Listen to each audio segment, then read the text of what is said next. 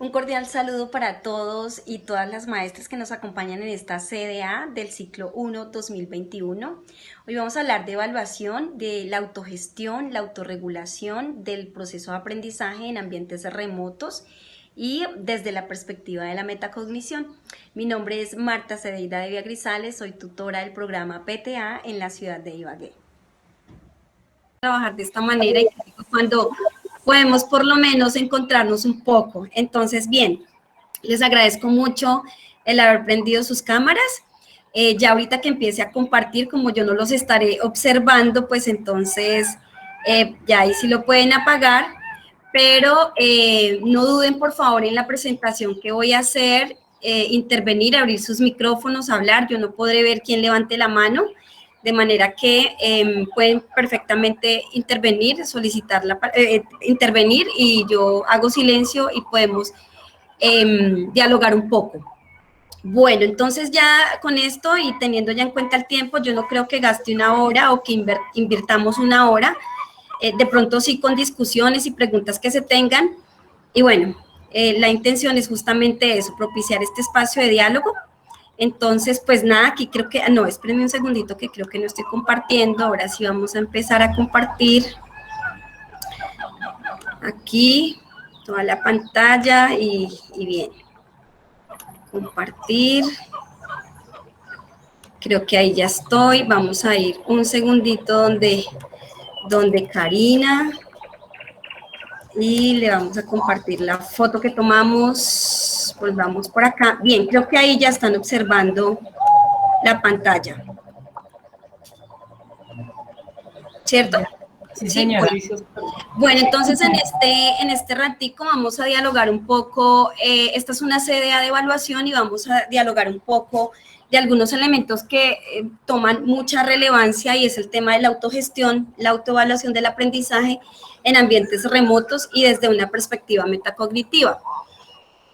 Bien, ¿por qué asumimos estos elementos como muy importantes en este proceso? Pues básicamente porque llevamos más de un año en una no convencionalidad, ¿cierto? En una forma de trabajo distinta. Esto ya lo tenemos todos muy claro. Pero entonces, importante dialogar sobre otros elementos que podrían tomar mayor provecho para el ejercicio de evaluación de nuestros estudiantes. ¿Y esto por qué razón?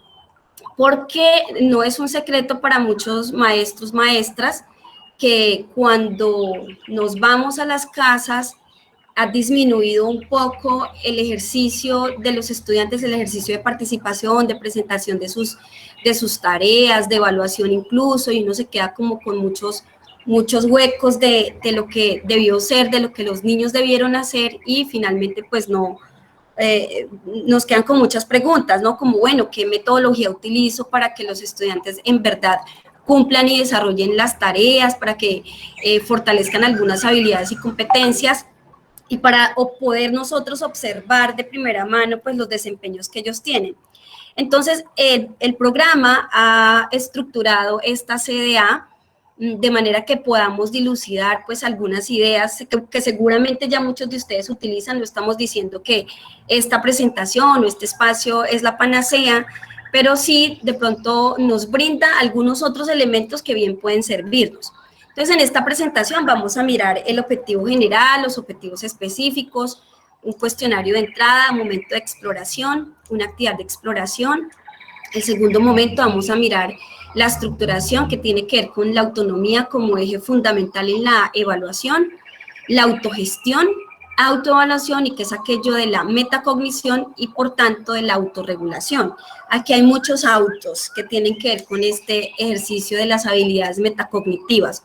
Hoy se habla mucho de metacognición, pero a veces como que no tenemos una certeza entre qué es cognición y qué es metacognición. Entonces, lo que pretendemos es brindar un poco de claridad en este diálogo, justamente para que si lo tenemos los maestros claro, si hay claridad en estos conceptos y en las formas, pues probablemente podamos direccionar mejor a los niños y las niñas. El tercer momento tiene que ver con la práctica y la transferencia, y el cuarto momento, la evaluación y cierre de esta propuesta, de este ejercicio. Entonces, El objetivo general es, por tanto, propiciar una cultura de la autonomía. ¿En quiénes? En nuestros estudiantes. La autogestión y la autoevaluación del estudiante mediante el desarrollo de sus habilidades metacognitivas. Los objetivos específicos es que reflexionemos un poco sobre este concepto de metacognición y su papel en la evaluación, sobre los procesos de apropiación de saberes, de construcción de conocimiento y la elaboración de evidencias, o lo que llamamos los desempeños de nuestros estudiantes. Un segundo objetivo específico es que implementemos estrategias metacognitivas para generar procesos de autogestión, autoevaluación, autorregulación de los estudiantes. Hasta aquí, si hay alguna pregunta, maravilloso, para ir entonces poniendo en sintonía e intentando dar respuesta a las inquietudes que tengan. Lo que se espera en este espacio es que al finalizar este momento, este día, y durante este proceso también de receso que vamos a tener de vacaciones, pues intentemos pensar en cómo propiciar esa autonomía de nuestros estudiantes para que sean ellos quienes nos den cuenta de sus propios avances, que ellos puedan autoexaminarse y puedan ser conscientes de qué tanto han aprendido, qué tanto se desempeñan en algunos procesos que nosotros intentamos que ellos adquieran. Entonces, el primero es apropiar el concepto de metacognición, y el segundo desempeño esperado es que implementemos unas estrategias metacognitivas.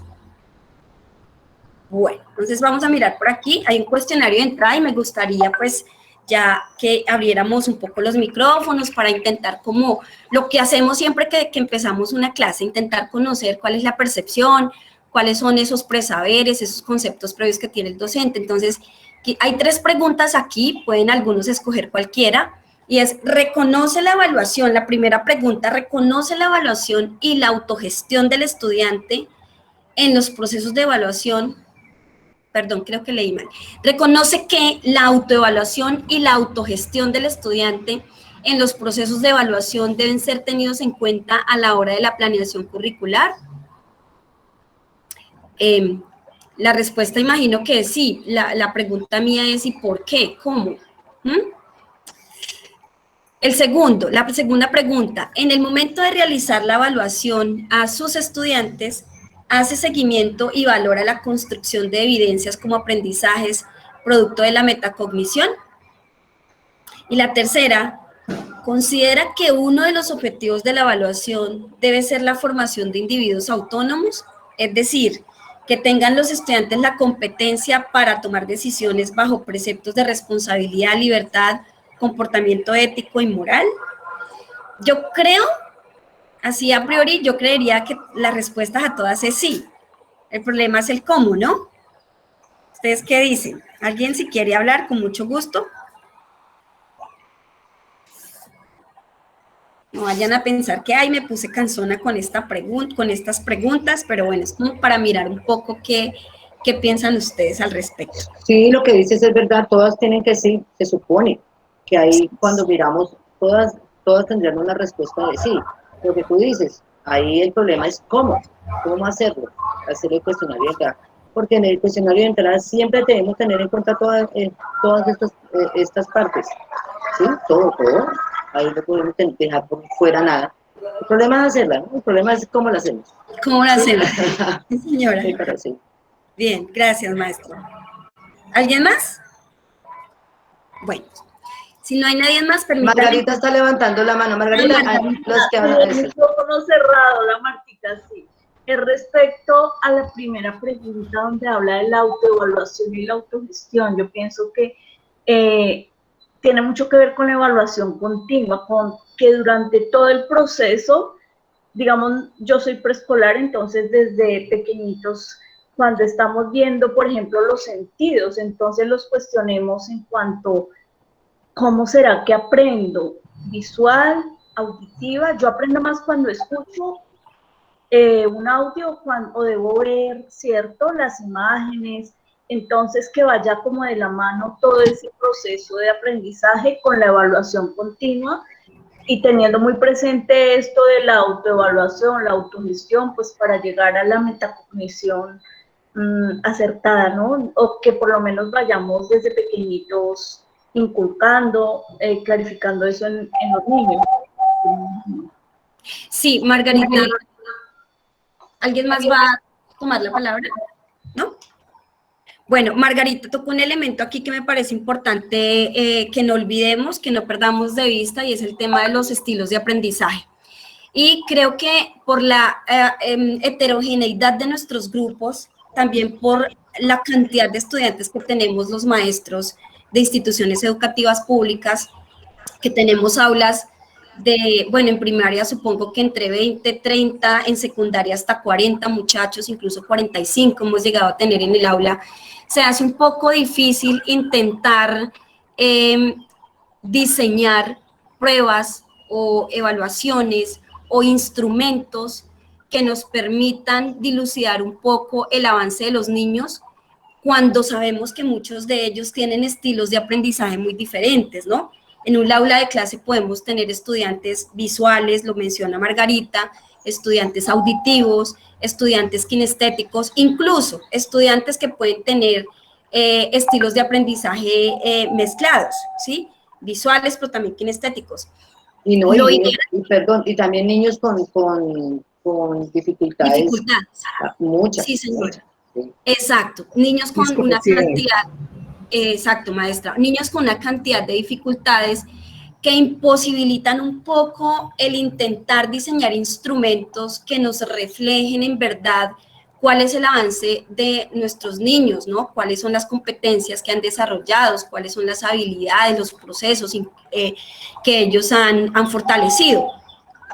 Entonces, además de discapacitados, porque hay niños con discapacidades que también eso genera también otro conflicto. Ese es otro asunto que incluso lo hemos venido mencionando en el programa, porque los maestros han manifestado como esa necesidad de trabajar materiales específicamente para poder dar respuesta a esas dificultades de aula que tenemos, y es tener niños con múltiples o discapacidades o problemas cognitivos, como quiera que o como sea que debamos llamarlos, y nos quedamos un poco cortos en ese asunto. Aquí estamos en el escenario ideal de que nuestros niños,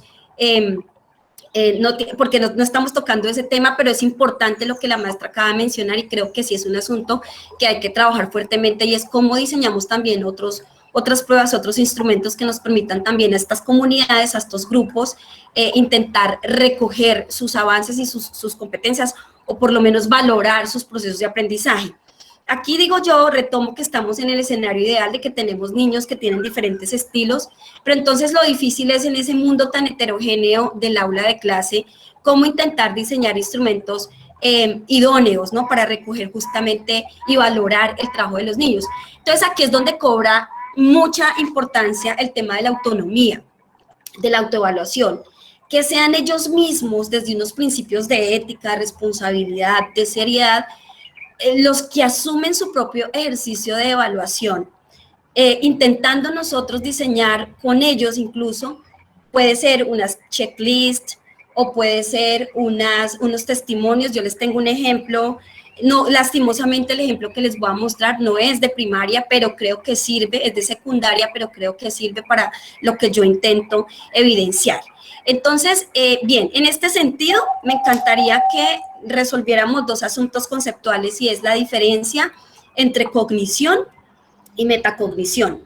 Recordemos nosotros que la cognición, incluso lo trabajamos un poco desde la taxonomía de Benjamin Bloom, ahorita se las muestro para que, si está olvidadito, lo recordemos. Entonces está el tema de cognición, que consiste en aquellos procesos mentales, pero también en aquellas estrategias de manipulación que nosotros utilizamos para obtener conocimiento o entendimiento de la realidad o de los conceptos o de los procesos. Entonces, la cognición son todos esos procesos mentales, operaciones mentales. También juega aquí un rol muy importante el tema de la resolución de problemas. La teoría que ya conocemos nosotros de Vygotsky, de Piaget, sobre todo Vygotsky cuando nos habla de las zonas de desarrollo próximo, ¿cierto?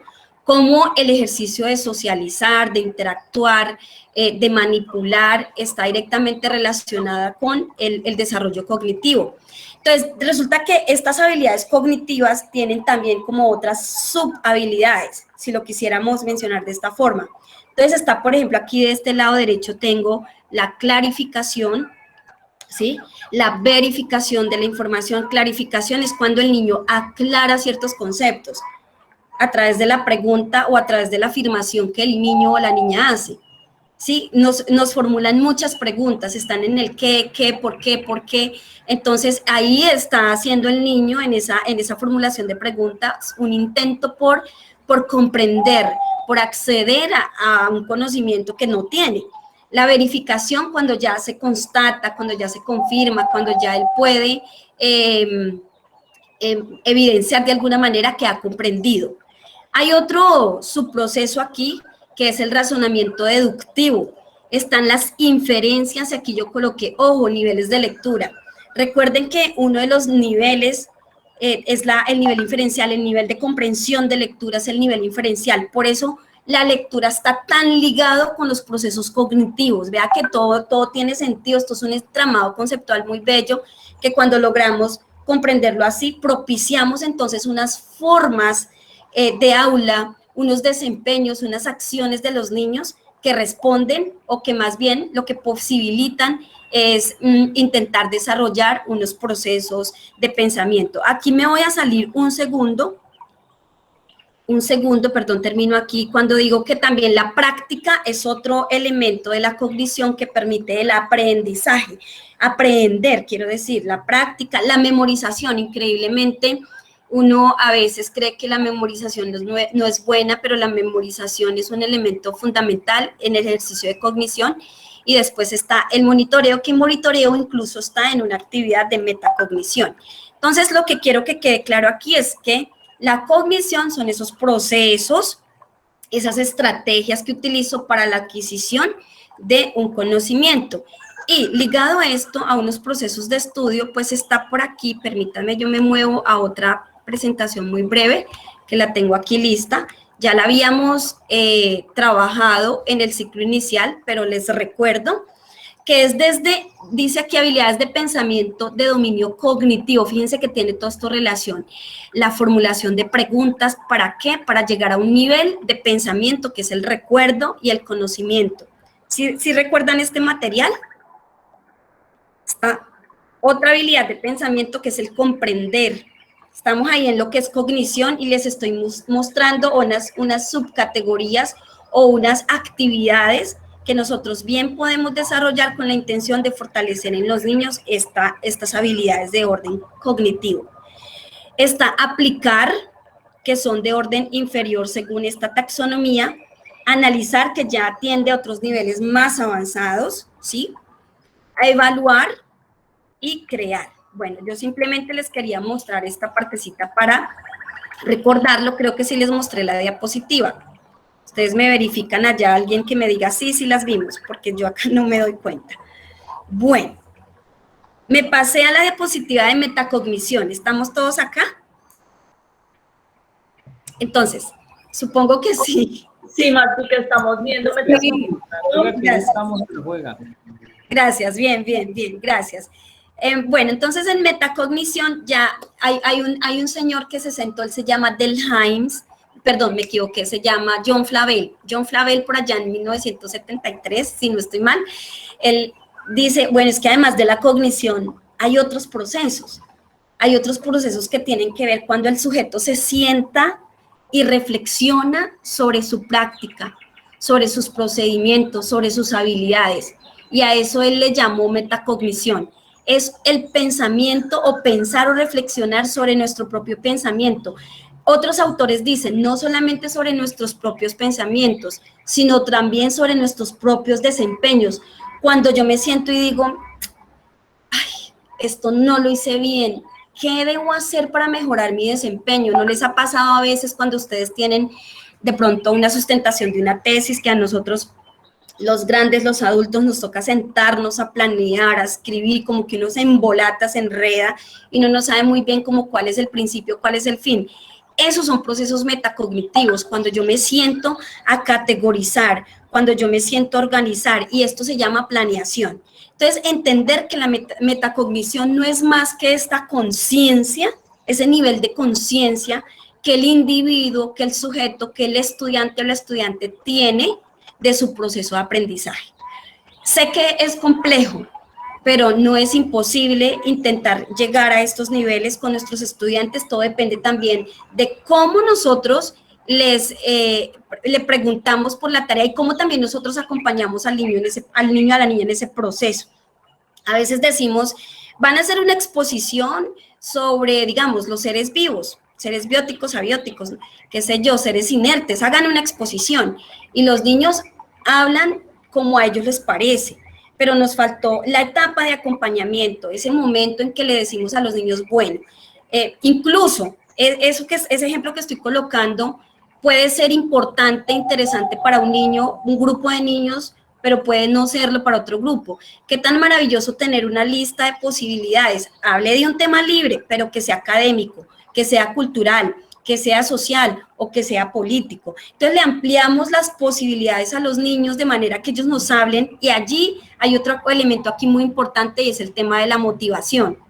Un niño que esté altamente motivado es un niño que seguramente está muy comprometido en trabajar, se involucra con el ejercicio, pero cuando las tareas vienen de aquí, del maestro hacia allá, es como el interés del maestro, lo que intento decir. Entonces sería ideal decir, bueno, chicos, vamos a trabajar las habilidades comunicativas, vamos a intentar que ustedes hagan una exposición oral delante de todos, que manejen dicción, que manejen pronunciación, que manejen materiales, les vamos a calificar el dominio de grupo, la creatividad, les doy una lista de criterios que yo voy a tener en cuenta, pero para eso cada uno va a escoger el tema que quiera. Entonces, cuando damos esa apertura de posibilidades, seguramente nos vamos a encontrar con niños que van a hablar de los animales, del vestuario, de la moda, de los videojuegos, de la internet, del fútbol, eso, de lo que sea. Entonces, fíjense que ahí hay algo importante. Esto es centrado en el aprendizaje. La metacognición se centra en el aprendizaje, en la observación, en el relacionamiento con el conocimiento. Y vienen otras subcategorías de la metacognición. Son 3 características importantes de la metacognición: planear, monitorear y evaluar, que no se nos olviden. Esas 3, planear, pero ojalá como maestros podamos acompañar a los niños en el proceso. ¿Qué es lo que primero se necesita para planear? Escoger el tema, ¿cierto? Allá dijo la profesora, fútbol, listo. Ahora me hago la pregunta, ¿qué quiero del fútbol? ¿Qué es lo que yo quiero transmitir? ¿Cuál es la perspectiva que va a poner allí? Como organización, el fútbol, no sé, como una forma de entretención, el fútbol como negocio, el fútbol como unas posibilidades de vida para algunos sujetos, ¿sí? Entonces, dependiendo del enfoque que yo le quiera dar, empiezo a la segunda etapa, que es recolección de la información, leer información. Cuando yo leo la información que hago, empiezo a depurar, ¿cierto, maestros? Los niños deben empezar a depurar, a seleccionar lo que es importante. Luego de que empieza a seleccionar la información, empieza el ejercicio de planeación. Y en la planeación podemos tener también 3 momentos que todos los conocemos. Las PPP, bueno, eso sería como en inglés, presentación, práctica, español también, presentación, práctica y ya la producción. O lo que llamamos en otros términos, inicio, desarrollo y cierre. Y es un proceso de planeación. Luego viene el ejercicio, listo, ya el niño tiene planeado su texto. Ahora hay otro momento, ¿cómo diseño yo la presentación? La diapositiva, ¿qué le pongo? Las diapositivas también tienen unas formas. Entonces, fíjense que si nosotros analizamos este proceso con detenimiento y lo vemos así como lo menciono, un proceso, esto puede tomar tiempo, pero tiempo invertido para poder hacer un ejercicio, ojalá excelente, muy bien hecho, muy bien elaborado. Entonces viene el ejercicio de las diapositivas, que ahí también les decimos que la presentación, que ojalá que las diapositivas no tengan un fondo lleno de colores porque se pierde la letra. Bueno, después del diseño ya viene el monitoreo del niño. ¿Cómo se hace el monitoreo? Cuando el niño tiene el tiempo para que lo practique, pero también ese tiempo se lo podemos posibilitar. Tenemos una semana, el lunes va a buscar la información, El martes, léase toda esa información y depúrela. El miércoles, saque las ideas del inicio, del desarrollo y del cierre. El jueves, diseñe las diapositivas. Estoy inventando, estoy tratando de como darle orden a este proceso. El viernes, intente estudiar cómo le quedó la presentación.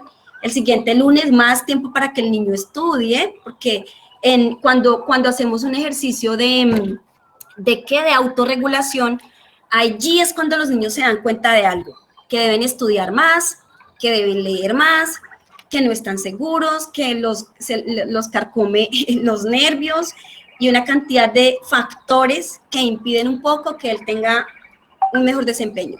Entonces está el monitoreo y finalmente viene la autoevaluación del aprendizaje. Bien, entonces aquí vamos a mirar este ejercicio, a ver ustedes cómo lo ven en este momento de exploración. Ahí está la respuesta a una pregunta que hace el maestro: ¿qué son seres vivos y qué son seres no vivos? Observen allí el dibujo que hace el niño y me gustaría que ustedes intervengan a ver cómo les parece esta respuesta de este niño o niña. La primera pregunta es, desde la perspectiva metacognitiva, esto que dialogamos ahorita, ¿cómo se enfrentaría el estudiante para que reflexione su respuesta? ¿Sí? ¿Cómo orientaríamos a un estudiante que le preguntamos qué son los seres vivos, seres no vivos, y el niño nos dibuja o la niña, eso es como un perrito o un gato? Sí, lo muestra vivo y lo muestra muerto, digámoslo así. Sí. Entonces, para él, el no vivo es cuando se muere. Entonces, yo creería que tocaría explicarle al niño que no es decirle, no es que haya un ser vivo y cuando deja de vivir, como algo así, decirle ya no es un ser vivo, no. Es algo que simplemente no es vivo nunca, o sea, nunca ha tenido vida, para que él de pronto entienda un poquito más el concepto de un ser vivo y un ser no vivo. Sería así para que él entendiera, porque igual nos podía colocar una persona muerta, una planta muerta, ¿sí? Sí, entonces hay que hacerle como esa Fanny, explicación. o también, yo agregaría que también se le puede explicar al niño que es una transición, ¿no? El ser vivo nace, crece, se reproduce y muere. Entonces, que aquí el gatico, pues está vivo, pero murió. Bueno. Gracias a las dos maestras. Ojalá me digan los nombres para yo poder retomarlos cuando intervengo. Emilia y Fanny. Emilia y Fanny. Bueno, sí, las dos nos hablan de dos visiones, ¿cierto? Digamos, la última maestra, Fanny, o Emilia, no sé cuál hablo primero, habla de esos momentos, ¿cierto? De que los seres vivos todos sabemos que tienen las características, ¿no? Tú lo dijiste, ¿no? Nacen, crecen, se reproducen, mueren, y los seres no. Entonces, ¿cómo interpelar al niño para que avance un poco en ese ejercicio de metacognición? De pronto, nene, ¿será que esto es completo? ¿Qué otras características tienen los seres vivos para intentar sacarle más información o que él lo piense como ejercicio de metacognición, que sea el mismo que diga, ¿será que este dibujito, a mí me parece maravilloso y muy creativo? A Marta a ella le parece eso, pero... Es súper lindo porque a mí me parece que el concepto que él lo tiene, digamos que claro, sí, sería como, para él eso es claro, está muerto, pero sí, hay que tratar de que el niño por sus propios medios no darle como una explicación lógica desde el punto de vista de uno, sino darle como preguntarle, sacarle las palabras, como uno dice, sacarle las palabras, ¿por qué dices que ese no es vivo? Él va a decir, no, porque él murió. Yo creo que esa sería la respuesta que él nos daría, ¿cierto? Entonces no está vivo.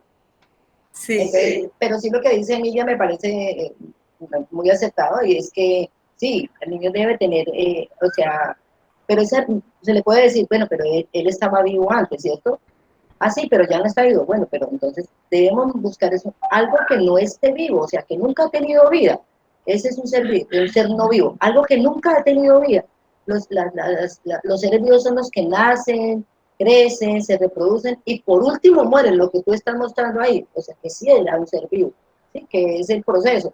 Pero entonces busquemos algo que nunca ha sido vivo, nunca se ha movido, nunca ha tenido vida, nunca ha respirado, nunca ha necesitado agua, nunca ha necesitado nada.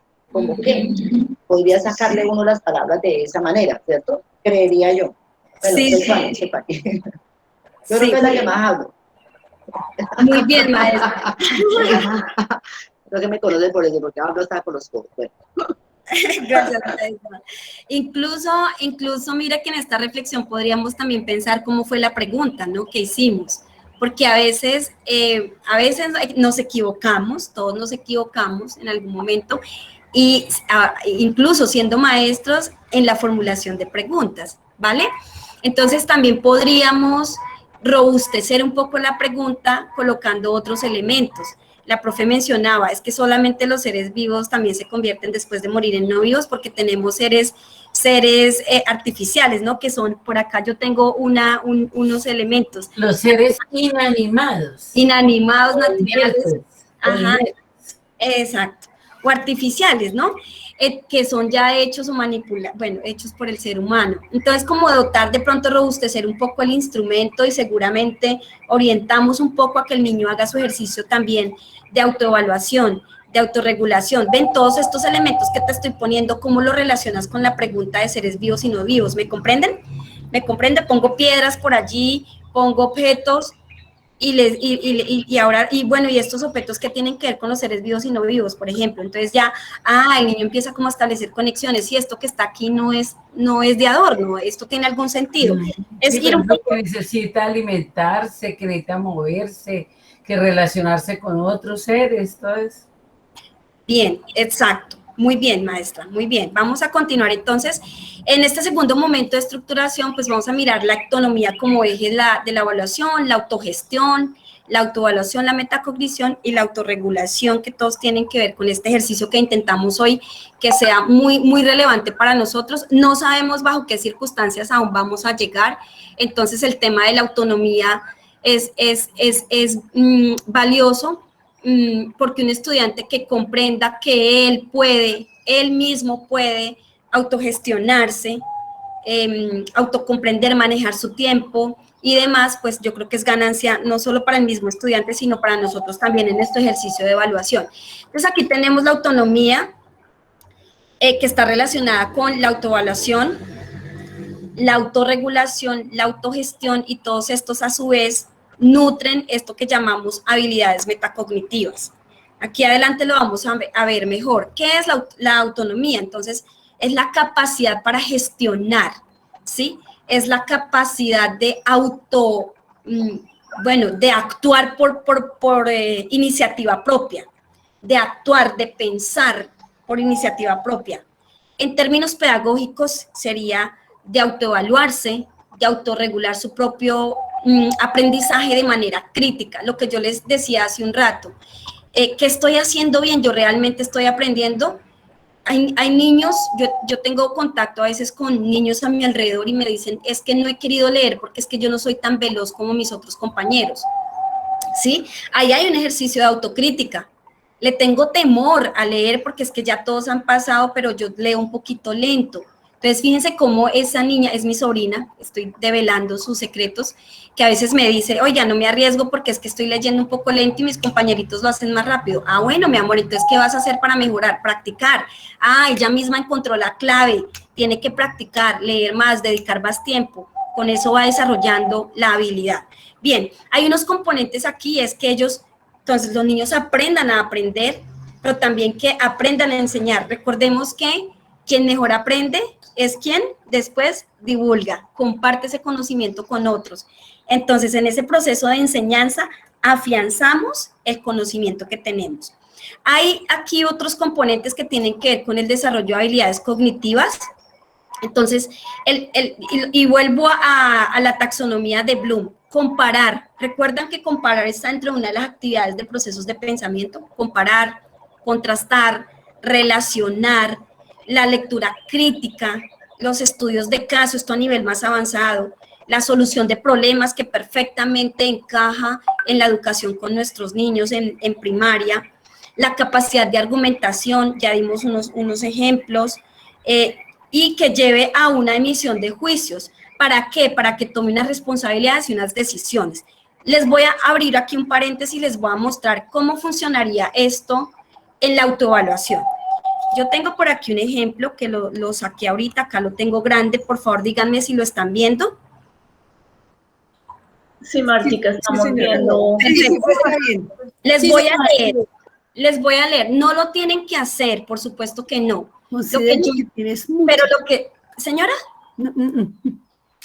pero lo que yo intento hacer con este ejercicio, que es una ficha a cada uno de los estudiantes, esto es muy engorroso hacerlo, yo solamente se lo muestro como un ejemplo de cómo funciona. Ustedes, mis profes queridos, deciden si esto tiene sentido, si es bastante dispendioso, ¿para qué voy a mentir? Es dispendioso, pero los frutos que uno ve, los resultados que uno ve son grandiosos en el aula. Toma mucho tiempo porque es tomar a cada estudiante, escribirle. Al lado derecho yo le escribí, al lado izquierdo lo que estoy señalando es lo que yo le escribí acá a la niña. Y al lado izquierdo es lo que ella responde. Les voy a leer y esto es metacognición.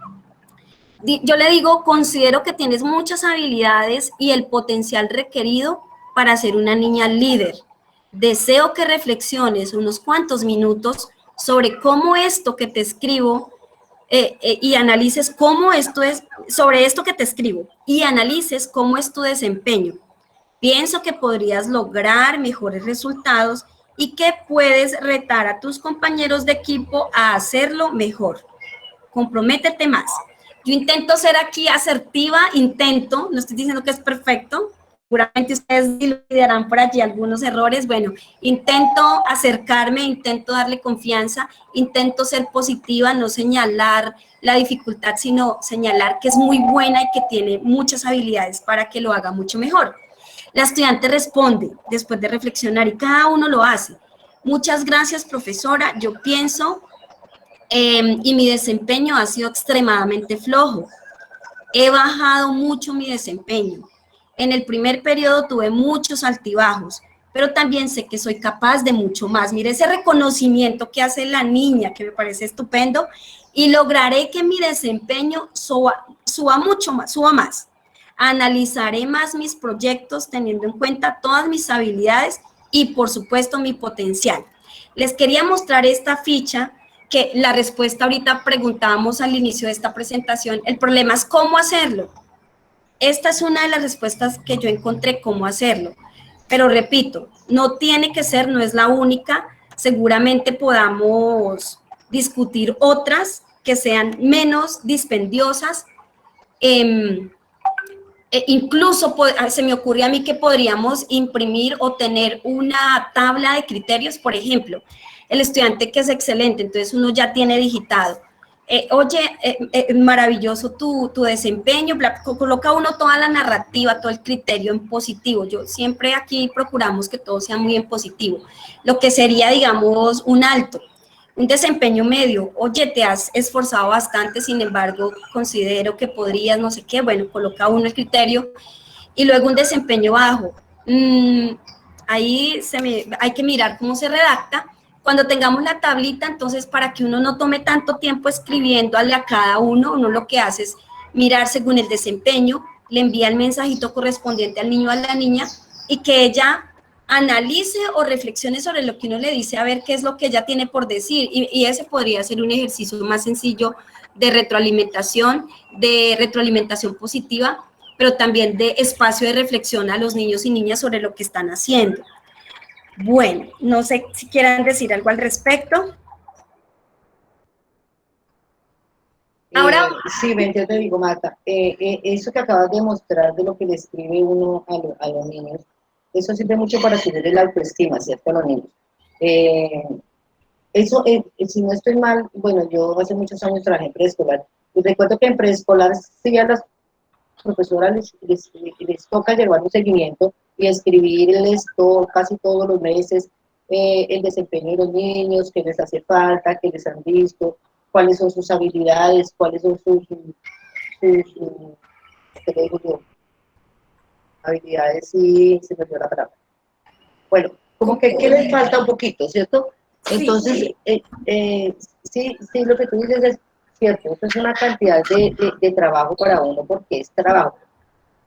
Y lo que tú dices, no, para el niño bueno, entonces tengamos como el texto, como cuando vamos a calificar en el boletín que tenemos, para el excelente está esta, para este desempeño, sí, pero no se presenta, es que todos los niños son diferentes, y a veces utilizar el mismo para todos no se puede.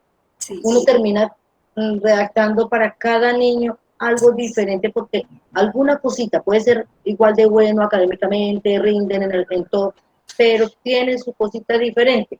Entonces no podemos describirle a un niño una cosa igual a la otra cuando en realidad tienen algo de diferencia. Entonces sí, es un trabajo muy difícil y en este momento que tenemos trabajo hasta donde ya nomás, pues también se nos complica. Pero sí sería muy bueno que podríamos, bueno, yo lo utilizo mucho en el Classroom cuando califico los trabajos, entonces yo siempre inicio con una frase positiva. Así el niño me haya hecho el trabajo lo más malo que sea, yo le digo, sí, está bien, pero si me hubieras puesto un poquito más de esfuerzo en tal cosita, si te hubieras preocupado un poquito más por tal cosa, pero si hubieras hecho, tú puedes, porque tú tienes muchas capacidades y lo puedes hacer. Es siempre tratando de motivarlo en ese sentido y no de decirle, no, esto está mal, repítelo. Es diferente, le puedo decir con otras palabras que está mal, que analice, que lo piense, que lo revise y que lo rectifique y lo vuelva a enviar, sin necesidad de hacernos sentir mal. Entonces, esas frases, y es más, los niños de cuarto y quinto son muy dados a enviarle cartas a uno, decirle, profesora, usted la no sé qué, entonces, uno contestarle también, y a ellos les gusta que uno les dé, ahora, por ejemplo, en la virtualidad, darle la oportunidad de decirles, es que tú me estás enseñando, es que yo no sabía eso, y ellos se sienten grandes, ellos se sienten importantes. Es bueno también decirle, y no sentirse uno menos, porque uno dice, no pude compartir acá, no sé qué. Yo he escuchado niños, por ejemplo, en segundo primaria, y lo digo porque mi nieto está ahí, la profesora de segundo a veces dice, ay, no pude, es que no pude compartir. Mentiras, ella lo hace con el fin de que los niños digan, profe, yo ya aprendí, yo lo puedo compartir. Bueno, Julanito, entonces hoy me vas a colaborar. Y ellos son felices compartiendo porque le están ayudando a la profesora y nunca lo ven desde el sentido de que la profesora no pudo o no sabe, o sí, sino que ellos se sienten importantes. Ese pedacito de la profesora me encanta porque los niños se sienten felices y todos quieren participar. Entonces, el que no sabe, al otro día le dice, papá, enséñeme porque yo quiero que también participar. Sí, porque eso me pasó con mi nieto. Tata, yo necesito aprender porque es que ya mis compañeros lo hacen y yo no me puedo quedar atrás. Entonces, ellos todo eso lo buscan porque ellos son de retos y de ganarle al otro, son competitivos. Entonces, es bueno darles esas herramientas también a ellos, que ellos busquen, que ellos se apropien del conocimiento. Eso me parece bien. Maestra, ¿cuál es tu nombre? Fanny. Ah, Fanny, sí, ya. Gracias, Fanny. ¿Alguien más quiere? Yo, ¿Sí? compañeras, buenas tardes. Bueno, la experiencia, hablo también del Classroom y del trabajo que vengo desarrollando con los niños. El aporte que hace la profesora Fanny es cierto, digamos, lo he experimentado con mis estudiantes en la participación de las actividades. La verdad que pues uno aprende de los niños, estamos aprendiendo de la situación que estamos viviendo con la virtualidad, con la pandemia. Y mire que es muy gratificante ver uno que los niños ya saben manejar, digamos, el compartir un video, digamos, si hay un compañerito que está cumpliendo. Yo le digo, ay, mire, yo no puedo compartir el video porque mi pantalla se me queda. Profe, yo lo hago y ellos son felices. Yo hago que ellos me colaboren en la clase, ¿ya? Hablo de mi grado, del grado segundo, y son niños que pues los tengo desde el año pasado y la verdad que he visto el avance de los niños, digamos, en todos los aspectos, pero en la virtualidad bien, y ellos se sienten muy útiles. Profe, yo leo, yo los pongo a que ellos lean las actividades que vamos a desarrollar. Si tengo la oportunidad de que ellos llamen a lista, también lo hago, ¿cierto? También lo hago. Entonces, yo estoy muy contenta trabajando con el Classroom porque, mira, es un trabajo tan pesado, tan desgastante de los ojitos, de la posición que uno tenga, darles a cada uno su motivación. Nunca se les da nada negativo porque pues ellos son niños y además son pequeñitos. Entonces, lo que la profesora Fanny resalta es cierto. Yo tengo son 37 estudiantes y de los 37 estudiantes que se me conectan son 34 o 35 porque hay dos que no tienen conectividad, pero me siento muy contenta a pesar de tantas dificultades, de que los ojitos se nos están acabando, de que nos estamos cansando, pero desde que hagamos las cosas con amor, con dedicación, con empeño, todo sale muy bien y ahí vamos con el reto de seguir adelante hasta que Dios nos permita que esto se acabe, compañeros, y muchas gracias. Maestra, ¿cuál es tu nombre? Disculpa, Mercedes Sánchez de la sede Montealegre, grado 2-1. Ahí ya me da todos los datos, gracias. Bueno, Martica, yo quiero hacer dos comentarios. Uno ¿Cómo? es que hacer dos comentarios con respecto a lo que tú estás tratando. Uno es que antiguamente cuando se hacía la reunión de padres de familia, yo les daba el observador y cuando me sentaba yo a escribir las observaciones de cada niño, pues lo sentía afectiva y casi que como que estaba ahí conmigo. Lili, no se escucha. Más fuerte, Lili. Más fuerte. Ah, ya. Debió ser porque tenía los audífonos. Bueno, que eso de escribirles la observación y que ellos respondan a la observación que se les hizo, me parece fabuloso. Porque cuando tiene que responder a esa observación, entonces la piensa muy bien, la introyecta más y él mismo toma alternativas de solución, ¿no? Entonces me parece muy adecuado eso. Me llamó la atención eso porque uno siempre como profesor es muy dado a dar opiniones, pero qué importante que la opinión que yo estoy dando de esa persona, ella me retroalimente, me diga, analice, piense. Bueno, una experiencia, hasta hace poco, más o menos 2 meses, yo no podía presentar pantalla y tenía esa frustración tan bárbara. Una compañera me dijo, no, Lili, mire que eso se puede, yo lo logré, no sé qué. Entonces yo decía, bueno, ella me animó de una forma muy bonita.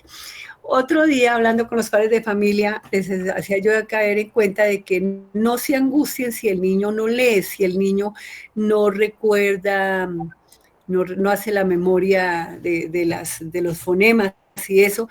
Les dije, mire, ustedes se han dado cuenta que yo no puedo presentar pantalla y tengo una cantidad de complicaciones porque si no tengo quien me colabore en ese momento, o alguien me colabora pero no lo hace en una forma eficiente, que ustedes se han dado cuenta de mis fallas, pues yo tengo que superar eso. Entonces los niños también, algún día yo presentaré pantalla y algún día los niños ya sabrán leer y escribir, entonces eso los convenció a ellos más, y bueno, y para... Una sobrina me dijo, no, ¿cómo es eso de que tú no puedes presentar pantalla? No, señora, vamos a hacer el curso, yo te enseño, mañana te evalúo, a las 8 de la mañana te vuelvo a llamar y me vas a presentar pantalla. Les cuento que yo soy otra persona, me siento segura, ya no me palpita el corazón tanto cuando voy a hacer la clase, cuando la practicante no quiso llegar, o cuando la practicante no se le dio la gana de colaborarme, y cosas por el estilo, ¿no? No dependo, eso de no depender uno de los demás es una delicia. Y los niños se sienten igual cuando ya comienzan a leer y comienzan a hacer su memoria fonética y entonces, 2 experiencias tonticas, pero que las quería compartir. Bueno, yo estoy impresionada con todo lo que han dicho, feliz de escucharlas porque me parece espectacular este espacio que estamos teniendo de diálogo, porque yo definitivamente, y creo que todos convencidos de que este diálogo de saberes es el que nos permite solidificar, pero también ampliar un poco la perspectiva y la mirada del trabajo. Yo aquí escucho una cantidad de experiencias y de prácticas que reflejan ese carisma, ¿no? Ese carisma y ese amor que tenemos por la pedagogía. Quiero retomar unas cositas que dijeron, que todo fue importante, pero me parece lindísimo lo que dijeron de delegar, por ejemplo, las responsabilidades. Delegarles responsabilidades a los niños, el que comparta pantalla, el que un día llame a lista, todo lo que mencionaba la profe Fanny, la profe Mercedes con ese ejemplo que nos dio, y ahorita con la maestra Lili que habla de la introspección, ¿no? Esa mirada, ¿no? Cuando le escribimos al niño y le permitimos y le damos un tiempo para que haga la introspección, se analice cómo fue su desempeño, qué tanto cree él que ha avanzado. Yo creo que eso los toca. Y esta es la clave de la metacognición, ese nivel de conciencia que podamos alcanzar en ellos, para que ellos mismos se sientan responsabilizados con su propia vida, con sus propias actitudes, con sus propios desempeños, con su propio nivel de responsabilidad, y por tanto esto le permita avanzar. Otra cosa importantísima, que esto lo hablo a la luz de una investigación que incluso hice una investigación sobre estrategias cognitivas, metacognitivas, sociales y afectivas para fortalecer la habilidad comunicativa de las niñas y los niños. Y lo que menciona la profe Lili, que es la última que habló sobre la autoestima, es cierto. Cuando hay unos procesos así, cuando el niño logra hacer la introspección, la autovaloración, la autoevaluación, cuando ejerce mayor responsabilidad de su práctica, definitivamente que los desempeños son mucho mejores. El desempeño de las niñas es más, más pensado, más fructífero, ya lo mencioné, pero la autoestima también se eleva. ¿Por qué se eleva? Lo que le pasaba a la maestra. A veces no compartir la pantalla le genera un poquito de frustración, de nervios, y ahora ya dice, yo ya lo hago y me siento maravillosa. Ese mismo sentimiento es el que ocurre con los niños. Cuando se desbloquean, cuando logran hablar en público, por eso, y eso es una cuestión que llamamos, tiene que ver con la seguridad, pero también con la resiliencia psicológica. Hablamos de resiliencia, que es cierto, esa capacidad esa capacidad de ante las dificultades levantarse y seguir, pero la resiliencia psicológica tiene que ver con esos bloqueos mentales que nos frustra, que vamos a hablar en público, como que no nos sale la voz, como que siento que si voy a decir algo malo me van a juzgar, me van a criticar, se van a burlar de mí. Cuando el niño trasciende y hay tiempo para este ejercicio de revisión, de monitoreo, de ensayo, error, de volver a hacerlo, van con mucha más seguridad. Entonces, no, me parece maravilloso todo lo que ustedes han dicho. Yo voy a avanzar porque ya nos quedan pocos minutos. Con esta plantilla que hay acá, hablamos otra vez del tema de la autoevaluación. ¿Qué es entonces la autoevaluación? Aquí que no se nos olviden, la autoevaluación del aprendizaje se refiere a la participación del estudiante en la valoración que realiza sobre sus propios desempeños, representados en evidencias, en la manera metacognitiva responsable y la actitud crítica que tenga, según Pérez en 1997. La metacognición porque se hace consciente de sus propios errores, que ya creo que aquí con esta discusión, estos ejemplos que hemos puesto muy sencillos, hemos logrado, yo creo que hemos logrado la diferencia entre esto de la cognición y metacognición. El niño se hace más consciente de sus propios errores y crea nuevas formas de aprender. Venga, por aquí no me funcionó, hagámoslo de esta otra forma, atendiendo a sus estilos de aprendizaje. La responsabilidad, claro, es responsable porque se asume, ¿cierto? Él asume el sentido de compromiso frente a las decisiones que él debe tomar, porque también estas tienen unas consecuencias. La actitud crítica, porque le otorga herramientas para que el estudiante evalúe el aprendizaje, las decisiones tomadas, las acciones ejecutadas y los resultados obtenidos. Aquí voy a abrir otro paréntesis rapidito para mostrar otro instrumento muy rápido que seguramente nos puede servir como ejercicio de autoevaluación. Aquí hay un instrumento, espérenme, yo lo agrando un momento, se me fue mucho, muy chiquito. Bien, acá. Aquí dice esta lista de chequeo que es mucho más práctica, más rápida. Entonces, nombre del estudiante, por favor, lee cuidadosamente cada uno de los criterios y califica según el desempeño que hayas tenido durante el semestre. Sé que muchos lo hemos hecho, estamos aquí refrescando la memoria. Entonces, primero, asistió puntualmente a todas las sesiones, de 0 a 5, ¿cuánto se califica el niño? Yo digo, no, yo no asistí siempre, yo me voy a poner un 0.4. ¿Usted hizo aportes relevantes durante la sesión? Aclaro que estos criterios pueden ser cambiados, seguramente aquí como que no es claro, entonces, bueno, lo puedo mejorar, pero digamos que todos lo entendimos. Ah, sí, yo participé mucho en clase. Realizó la lectura juiciosa de los artículos, del texto, no sé qué. Uy, no, yo solamente leí 2, entonces me voy a poner un 0.2, ¿sí? Un 0.2. Al final, el niño se suma, todo esto tiene una valoración de 10, creo que 10 puntos, dividido en 2 me da el 5. creo que es así, no recuerdo bien cómo la diseñé. Entonces, cuando el niño se sume acá, seguramente le va a dar 80 dividido en 2, la nota es 4, por ejemplo. Y es un ejercicio que atiende más, según los criterios, pues atiende un poquito a esa evaluación metacognitiva. Hay aquí otra frente a los procesos de lectura.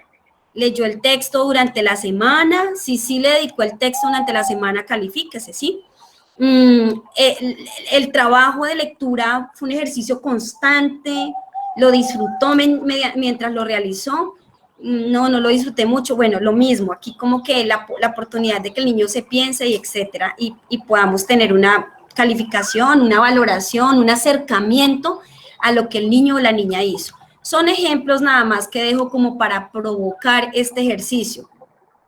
Entonces aquí ya miramos este elemento, miremos acá estos pasos sugeridos para realizar la autoevaluación. Entonces, primero, determinar la periodicidad, qué tan frecuente lo voy a hacer, semanal, quincenal, diario, bueno, no sé cómo vaya a ser. Segundo, una lista de los puntos fuertes y débiles, que también el niño coloque cuál fue la fortaleza que tuve durante estos 15 días en el proceso de lectura o en las operaciones matemáticas, qué sé yo. Entonces, hice ejercicios constantes, como debilidad, no, me da pereza, no me motiva, bueno, etcétera, que todo eso ponerlo en balance es bueno. Tercero, sé consciente de dónde quieres llegar, cuál es la meta que quiere alcanzar. ¿Quiere leer con mayor velocidad? Bueno, para eso hay que invertir un poco más de tiempo, ¿no? 4, identifique cómo reflejan los puntos fuertes de la lista que hicimos aquí, los puntos fuertes, ¿cómo lo identifico? ¿Sí? 5, potencie tus puntos fuertes en el día a día para que se vuelva un hábito. 6, comprende los puntos débiles para evitar cometer el error o caer otra vez en esa dificultad. 7, encuentre medios para utilizar los puntos débiles a favor. O sea, ahí viene la metacognición. ¿Qué hago para pasar de A a B? ¿Qué hago para pasar de esta debilidad en algo que se convierta en una fortaleza? Bueno, ¿cómo implementar la evaluación? Debe haber una razón clara para utilizarla. Y creo que la razón clara de nosotros los maestros sí es identificar los avances, identificar los desempeños, identificar el nivel en el que se encuentran nuestros niños y niñas.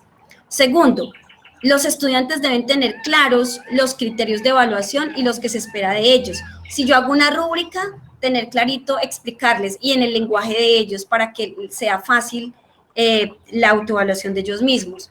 Si los dejamos a veces como tan abiertos, como que el niño no tiene norte, ¿qué es lo que quiere el maestro que yo me califique? Si lo hice o no lo hice, no, pero si le doy unos elementos allí bien especificados, seguramente esto le va a dar mayor claridad al niño y a la niña. Tercero, instaurar un entorno seguro donde los estudiantes puedan ser honestos respecto con su desempeño. A veces cuando están con tantos estudiantes no se sienten tan seguros de hablar de lo que hicieron, porque lo mismo, volvemos al tema del señalamiento, del juzgamiento, de qué es lo que le temen en estas edades. Podemos propiciar espacios. Yo, por ejemplo, sugiero una estrategia que a mí me ha dado resultado y no estamos dejando de trabajar.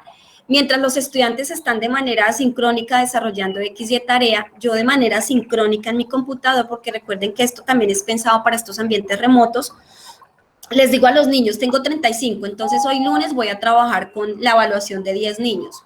Entonces, de 7 a 7 y cuarto estoy con Anita, de 7 y cuarto a 7:30 estoy con Juanito, de 7:30 a 7:45 estoy con Jesús, ¿sí? 1 a 1, incluso en grupitos de 2, incluso grupitos de 5. Hola, esto sí que da resultado, porque cuando yo interactúo directamente, voy en la planilla mostrándole al niño, tengo los criterios allí, voy tomando nota. Jesús me dijo que no tiene tiempo porque ha tenido que trabajar, María me dijo tal cosa.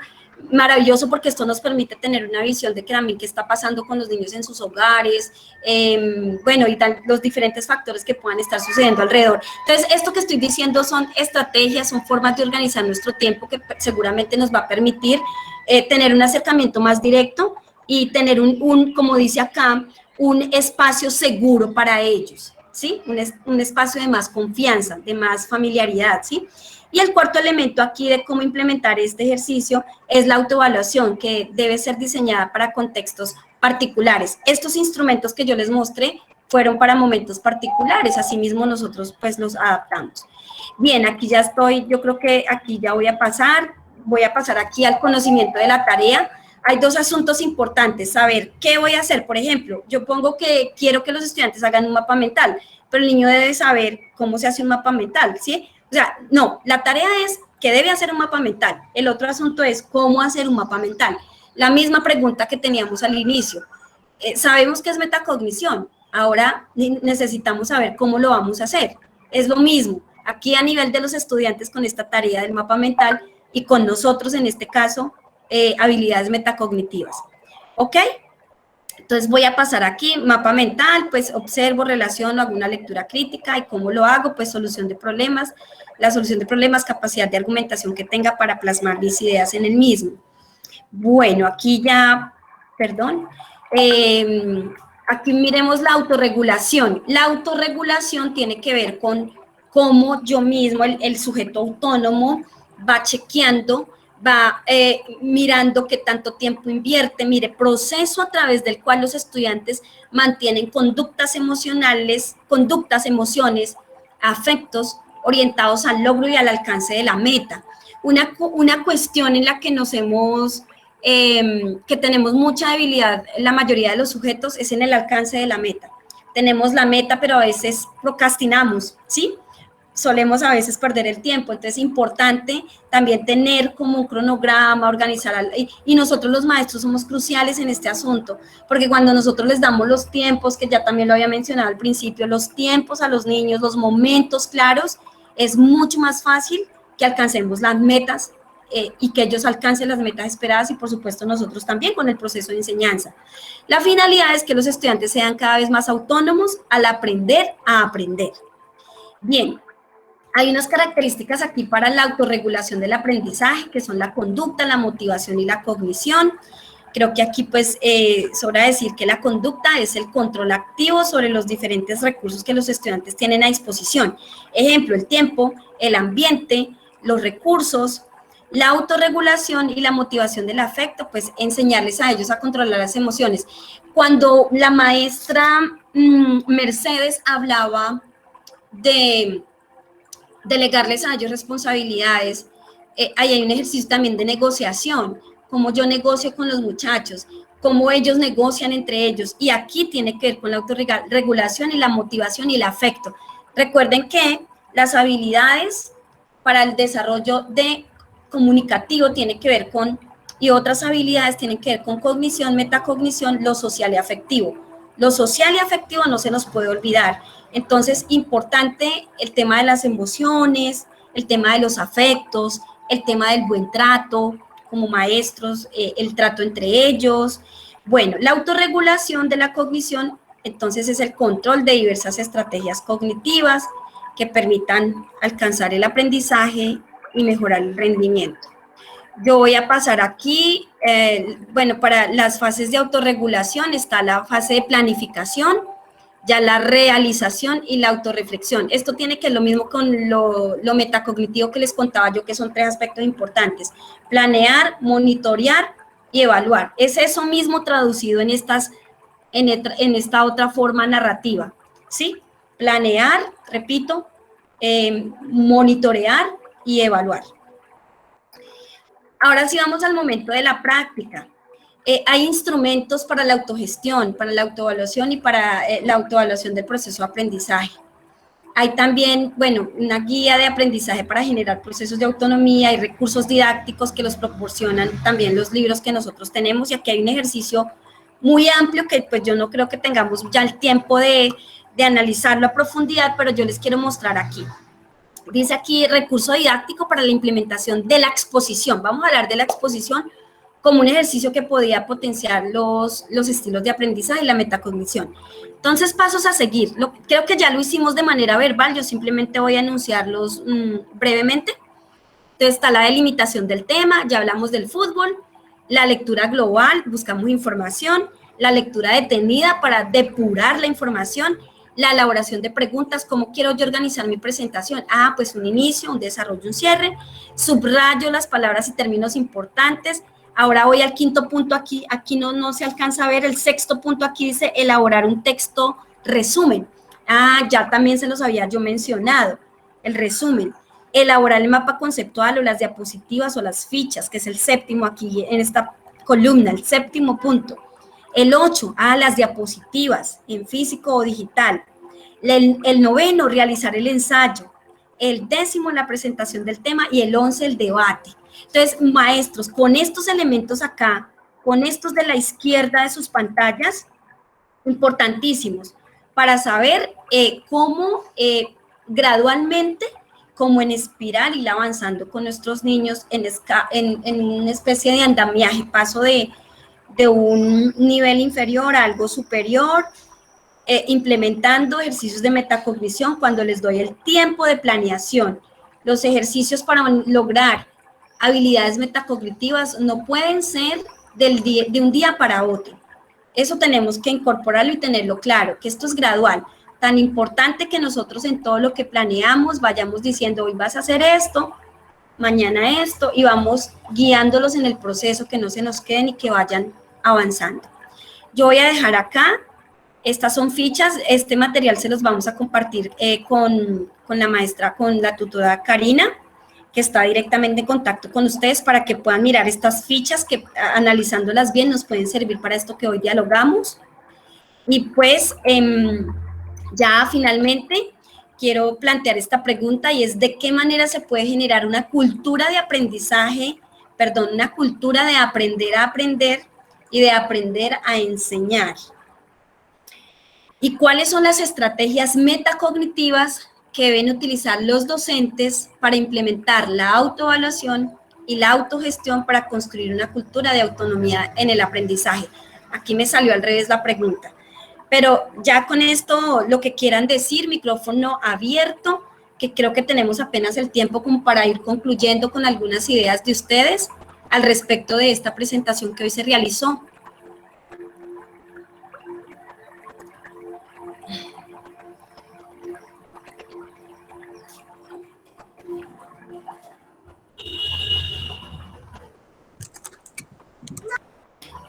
Voy a dejar de compartir y me voy para la... Cuéntenme, no sé si comprendieron la pregunta, ¿cuáles son las estrategias metacognitivas? Estrategias metacognitivas, recordemos que hay subcategorías, planear, monitorear, evaluar, que deben ser utilizadas o que deben utilizar los docentes para implementar la autovaloración, la autoevaluación, la autogestión para construir una cultura de autonomía en el aprendizaje. En otras palabras, ¿cómo yo potencio la autonomía de mis estudiantes para que ellos tengan la capacidad, la habilidad de autoevaluarse, autorreconocerse, autogestionar y manejar así o desarrollar así o fortalecer procesos metacognitivos? ¿La enredé más o fui más clara? Uy, qué pregunta tan larga. No. Uno la toma por un lado y no sabe si contestar lo primero que dijiste o lo segundo, lo tercero o lo cuarto.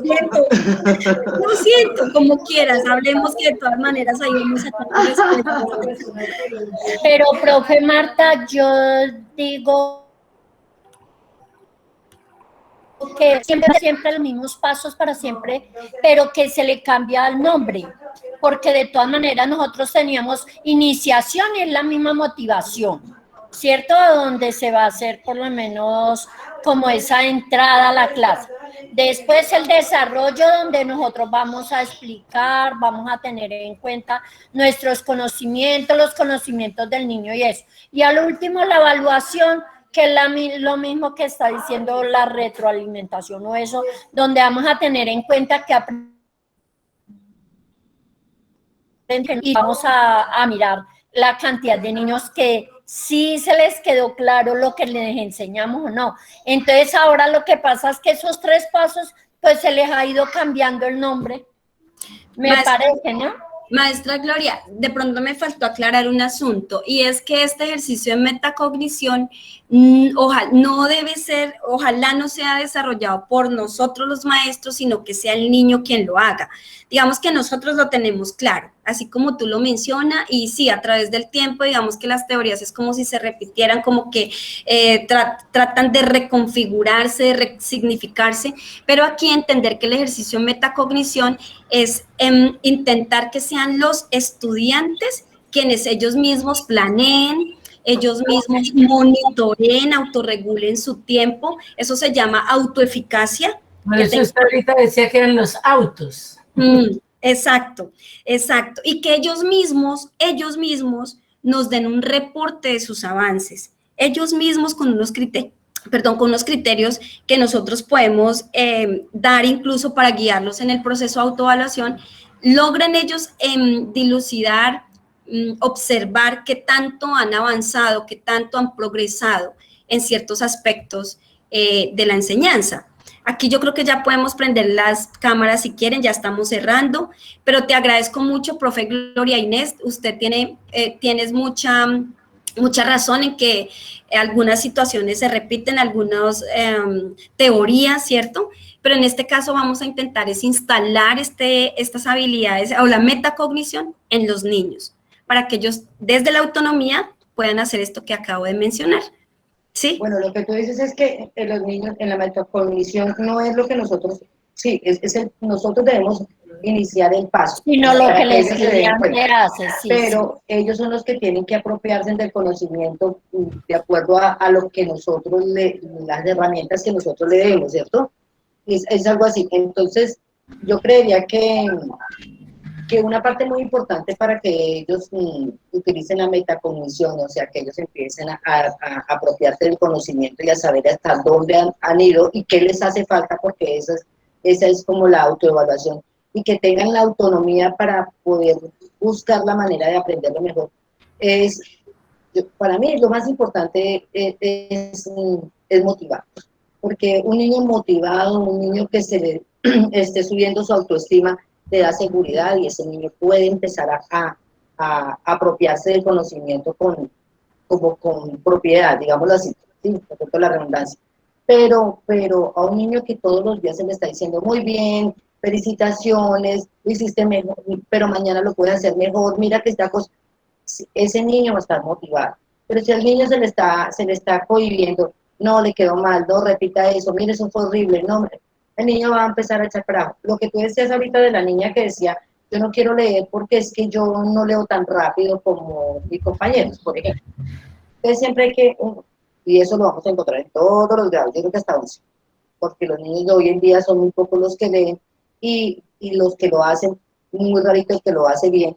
Entonces es como decirle, no, tranquila, que esto es un proceso. Y me ha pasado con niños que me dicen, profe, es que mi hijo no quiere entrar a clase porque se los pone a leer, y él lee muy despacio, y él lee y se come muchas letras, se come palabras, no sé qué.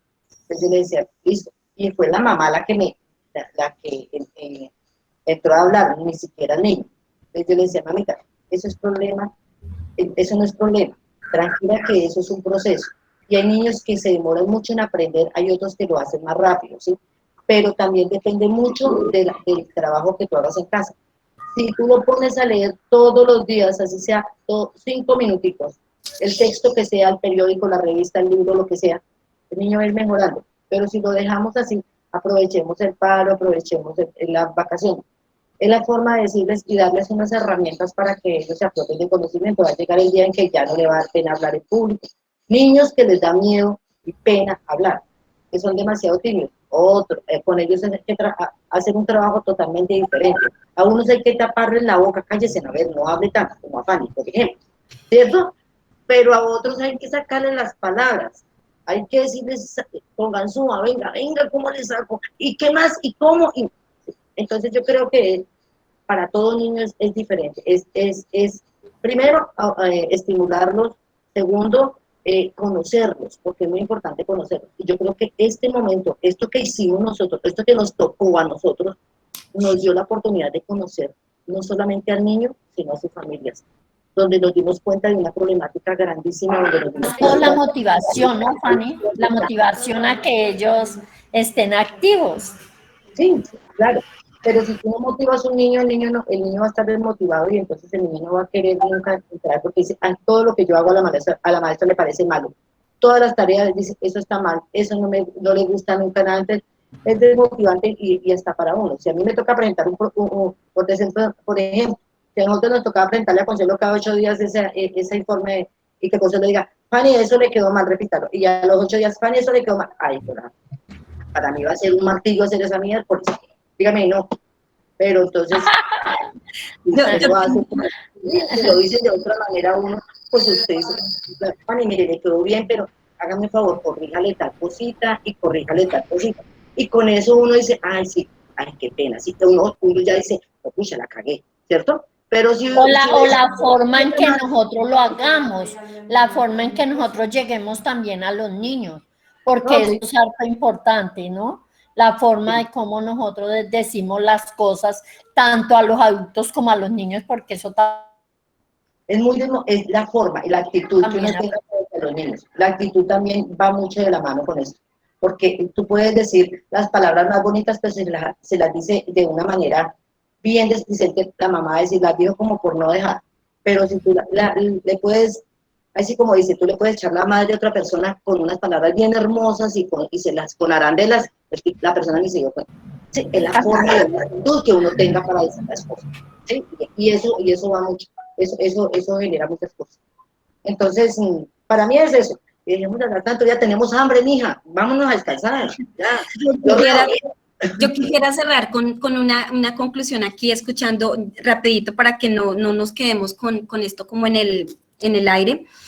La profe Fanny habla y la profe Gloria también, el tema de estimular, motivar, el autorreconocimiento, pero también hablas de lo importante, dice la profe Gloria, que es la retroalimentación, ¿cierto? Tú hablas de cómo le digo al niño que lo está haciendo, que está haciendo su trabajo. La retroalimentación aquí es súper fundamental, el lenguaje que utilicemos con ellos. Pero yo me hago una pregunta, ¿será que solamente la motivación es suficiente? Entonces, para no caer en el error, la motivación es crucial, es importantísimo, pero también el método y la estrategia que el maestro utilice para guiar a los niños paso a paso para alcanzar la metacognición. Es decir, el tema de la planificación, hay que acompañarlos en el proceso de planificación. Si el niño está motivado, pero yo no lo guío en el proceso de planificación, él se puede perder en el proceso. ¿Sí? Se puede perder, se empieza a frustrar y entonces va a salir con cualquier cosa. Pero si entendemos la planificación como un momento que es largo, que es paso a paso, que yo le digo, ok, tú vas a hablar de fútbol, listo. La primera cosa que vas a hacer es buscar información, muéstrame qué buscaste, ¿sí? O sea, ir paso a paso acompañándolo en ese ejercicio. Cuando ya yo voy adelantando que el niño tiene la información, que la resumo, que la depuro, que saco lo que va en el inicio, el desarrollo, bla, bla, todo esto que miramos en la última ficha, ya ahí puedo tener la certeza que hice el acompañamiento y estoy segura de que el niño ya lo que queda es que dedique tiempo a estudiar, a mirar cómo va a presentar su acto de habla, su exposición, lo que queramos, y ya que lo ejecute. Pero entonces es ese, que no olvidemos que la motivación es crucial, pero no es el único elemento. Y yo les agradezco mucho por el tiempo. Ya faltan 10 para la 1, ya sé que están muy cansaditas, de verdad que ha sido muy rico verlas, escucharlas, ver cómo hablan también con sus gestos, ¿sí? Con sus rostros, con sus ademanes allá, bueno, su postura, su todo. Entonces, de verdad que esperamos haber entregado o transmitido, dialogado algo que sea importante para todos y todas. Entonces, hasta la próxima y de verdad muchas gracias. Fuerte abrazo. Marta, muchas gracias.